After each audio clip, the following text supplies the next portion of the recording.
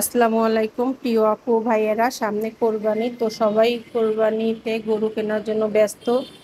আর আমার ছেলে যখনই গরুর ডাক শুনে দৌড়ে গিয়ে এরকমের বারান্দা থেকে, রাস্তা থেকে যে গরুগুলো নিয়ে যায় সেই গরুগুলো দেখে আর আমাকে ডেকে বলে, মাম্মা দেখে যাও সবাই গরু নিয়ে যাচ্ছে। তো আমি বারান্দা থেকে রাস্তার দিকে একটু ভিডিও করছি। ওই যে দেখুন নিচে একটা গরু বাঁধা আছে। তো সবাই কিন্তু সবার বাসার সামনে যারা কোরবানি দেওয়ার তৌফিক আছে গরু কিনেছে।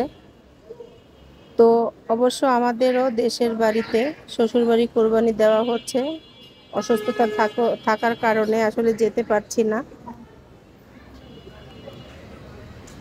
তো সবাইকেই যেন আল্লাহ কোরবানি দেওয়ার তৌফিক দান করে এবং সবাই যেন সুস্থ মতো কোরবানি দিতে পারে। তো গরু দেখার জন্য আসলে অনেকই পাগল, শুধু বলে মাম্মা চলো হাটে যাব, গরু দেখবো। তো আসলে ওর এই যে দৌড়ে গিয়ে যে দাঁড়িয়ে থেকে গরু দেখে, এটা আসলে দেখতে আমার অনেক খারাপও লাগে। আর আমি আসলে অনেক দিন ধরে যেহেতু অসুস্থ, জ্বর ঠান্ডা, আর আপনারা জানেন কিছুদিন আগে আমার একটা অপারেশন হয়েছে। তো যার কারণে আমি বাহিরে একটু কমই বের হই। তো কি আর করব। তো আর যারা কোরবানি দিতে পারছেন না তাদের জন্য অনেক অনেক শুভকামনা এবং ভালোবাসা রইল। আল্লাহ যেন সবাইকে তার রিজিক অনুযায়ী, তৌফিক অনুযায়ী কোরবানি দেওয়ার জন্য তৌফিক দান করে।